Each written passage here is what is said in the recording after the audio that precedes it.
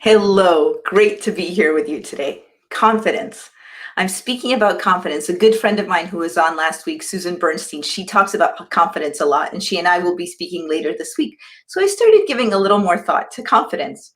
Now, you've joined us from time to time, so you know that we like to address things that are on your mind.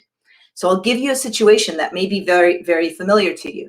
Have you been in a situation where you walk into a meeting or are anticipating a meeting the next day and you actually wonder, do I have the confidence to pull this off? Do I have the willpower / confidence to pull this off? So that's what today is about. Welcome. This is our daily program for anybody who works in business, who thinks about business, who cares about business. And today's topic is confidence. So today I will be giving you these 4 specific tools. How am I going to hold it up to make it better for you? These 4 specific tools about confidence, just so you walk away and you've got it. You actually have specific things that you can use. So that's what today is about. And here we go. Let's go right into it. Hello and welcome to our program. Today we're talking about confidence. You know that situation where you start to imagine something in your head about what could go wrong the next day or could go wrong in a conversation? Well, in that situation, you may be right on that boundary of, do I have the confidence to do this or do I not have the confidence to do this?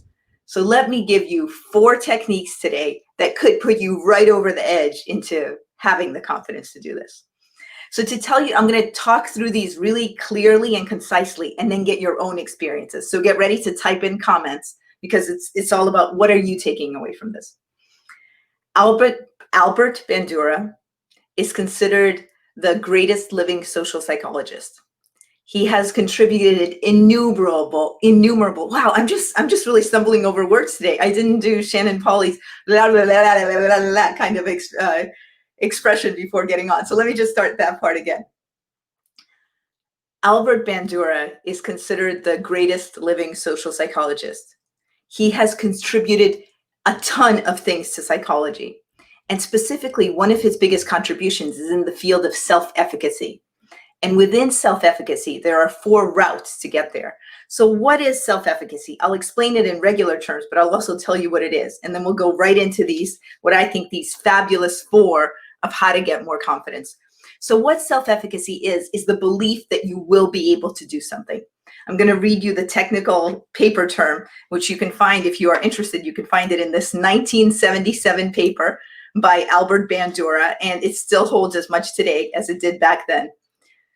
The academic term for self-efficacy is that it is an efficacy expectation that you will be effective at. Efficacy expectation is your conviction that you can successfully execute a behavior required to produce certain outcomes. So it's your expectation that you can get stuff done. That's basically it. How can you get that confidence? How can you get that expectation? I'm going to get things done. All right, let's launch into it. Bandura came up with 4 things that lead to this, that specifically lead to increase in self-efficacy. And here they are in regular language. They are, let me get it really close to you, right there. They are, I got it, I see it, I hear you, and my body feels it. So again, they are, I got this, I got it, I see it, I hear you, and my body feels it. Let's run through each of these. I got it. First way to get to feeling more confident is I got it. This is called mastery experiences. And what this is about is when you are in a situation, just actually calling on when you have done something similar before. You could call on when you have done a similar thing, but maybe not quite at this level. So you've done a presentation to 100 people, but you haven't done it to 250 people yet. That's a mastery experience that you can call on. So that's part of this. I got it. I got it. You can also reference things that you have done that are similar to this. And then in psychology, there are other things that you can do, such as desensitize yourself to the situation that you're about to walk into. But in short, this I got it, that's about mastery experiences and calling on when you've had a similar experience. Okay, number 2, I see it. I actually like this one. I see it is about role models. And the technical explanation for it, hold on, let me give it to you because you might like it more this way. Mastery experiences, and the second one is visceral experiences. That means really role models. So we talked about I got it. I see it is I see it in someone else. I see Joe Smith, and he has been able to achieve an amazing outcome in this area, doing this, this, and that. Role models. We know how effective role models are. We know that they can be effective for us, for other people. We know that if we see what somebody is doing, especially if that somebody isn't completely out of our reach, then we can often imitate some of those steps. So now that's I see it. I see it in someone else. And because I see it, it actually starts me thinking about how I can be more confident, how I can have more of an expectation that I can get it done. So we have I got it, I see it. I actually also really like I hear you. I hear you, the psychology term for it is verbal persuasion. That's when people tell you that you can get it. And this could be mentors. This could be people who see you at what you're doing.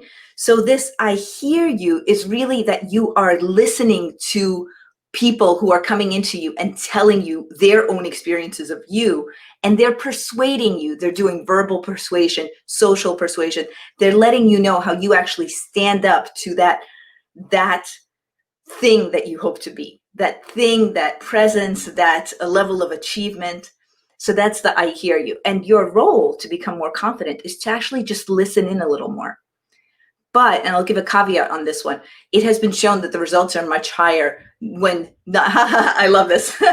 A colleague of mine is putting up this comment. Interesting. I hear you. Like, I hear you, Senia, what you're saying about I hear you. Excuse me for a moment. Kids coming in, I'm going to tell them they.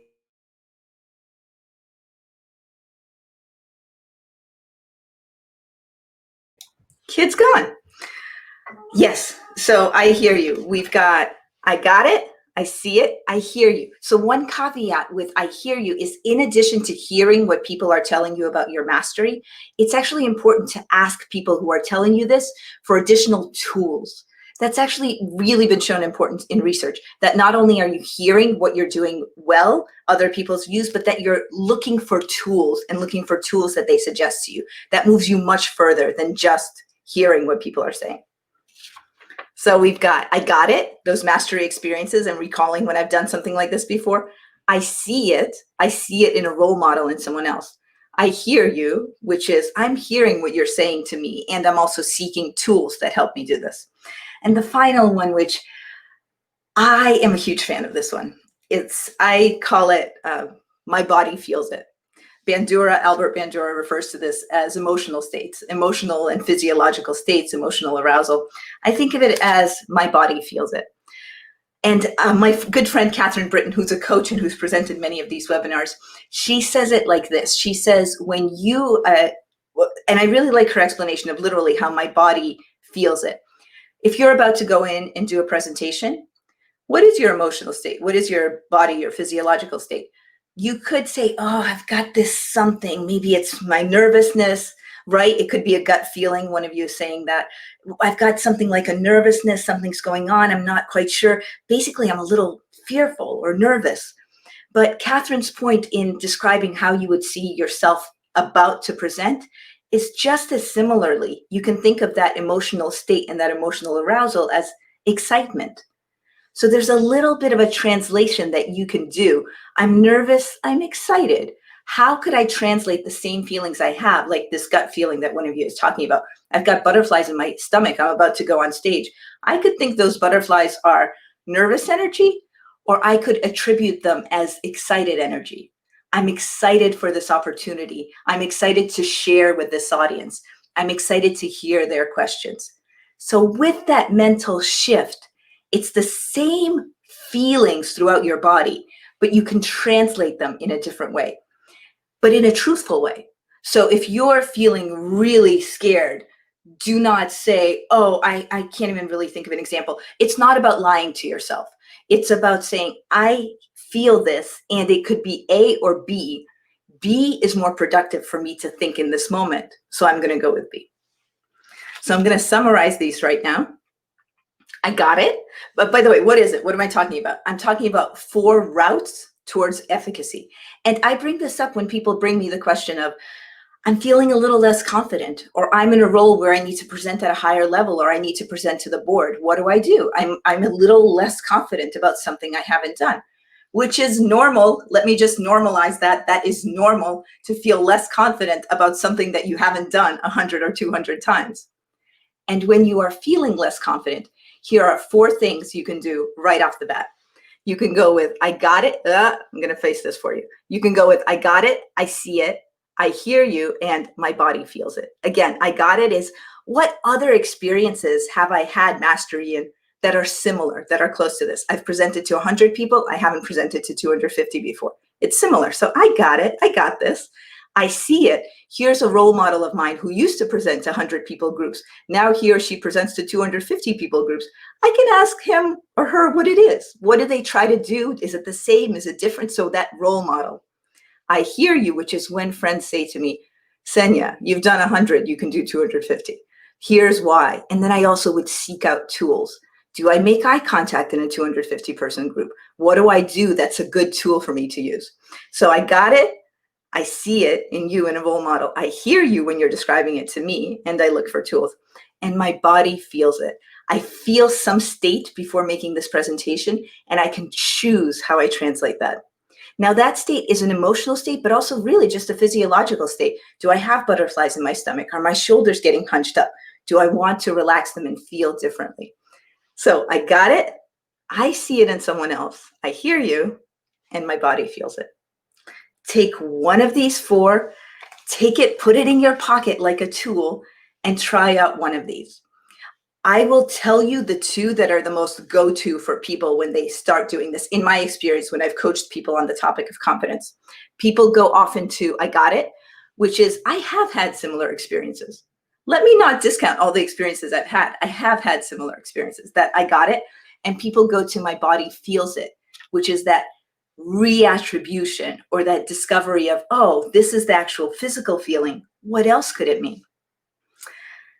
Thank you for being with me to talk about some of the amazingness of, I'll put this up on the slide one more time, some of the amazingness of some of the work of Albert Bandura, including based even on a paper from 1977 that is as true today now. Thank you for joining me for this. And thank you for thinking about ways that you can up your own or other people's confidence. I'm going to come to a close and ask for your own examples. As you know, I usually ask this question near the end of our sessions. Let me put it up. What are your takeaways so far? Which of these 4 do you think you're most likely to do? What are your takeaways? How might you increase your own confidence in some situation? Or how might you help someone else to increase their confidence? So let me know, what are your takeaways so far? And as you're typing that in, I will just say everything that we've talked about today about how to up your own confidence, you can also do that with others. So similarly, let's say a child, just for example, or it could be a coworker. How could you, blah, blah, I'm always moving this around. How could you help your coworker see that they got it? How could you show them or direct them to a role model? How could you give them that verbal persuasion of what you've seen them do that literally would be this, that you hear them, that they can hear you, that they can hear you persuading them of what you see as their strengths in this thing that they're not as confident about. And then what can you ask your coworker about what they feel and how they might attribute that? So not only is this about yourself, it might be something that you take to others as well.